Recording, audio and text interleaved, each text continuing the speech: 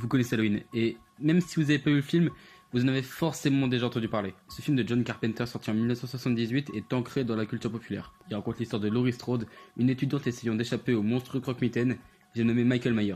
Alors déjà, il faut savoir que ce film, il avait un budget dérisoire de seulement 300 000 $. Pour comparer, The Thing, un autre film d'horreur de John Carpenter, qui est sorti seulement 4 ans après, a coûté 15 millions de $. Il faut aussi savoir que le film, il a nécessité une équipe de 80 personnes, dont voici une petite partie. Encore une fois, à titre de comparaison, la grosse production de Shining, de Stanley Kubrick, a nécessité 165 personnes. Et le film est sorti seulement 2 ans après Halloween. Donc ces 80 personnes étaient une grande bande d'amis. Enfin, certains étaient amis, avec des amis, d'autres amis. Bref, parmi eux, Nick Castle. Mais à la base, ce cher Nick n'était pas sur le tournage. D'ailleurs, il n'est pas sur la photo du casting. Alors c'est quand même un acteur important du film, ce que vous allez voir après. C'est juste qu'il habitait tout près du lieu de tournage et a voulu rendre visite à son ami depuis le lycée, John Carpenter.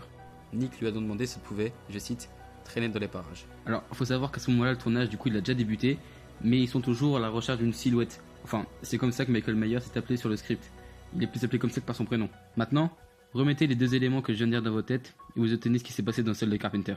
Nick et Michael Myers. Il enfile alors le masque blanc et inexpressif. Bon, je pense que vous savez déjà, mais à la base, il vient d'un masque du Capitaine Kirk que Tommy Lee Wallace a peint en blanc et a coloré les cheveux. Ah oui, et puis si vous voulez savoir pourquoi c'est Tommy Lee Wallace qui porte la tenue de Michael sur cette photo, je vous mets la réponse en commentaire épinglé. Donc il enfile et tout convient parfaitement. La taille, la démarche, tout.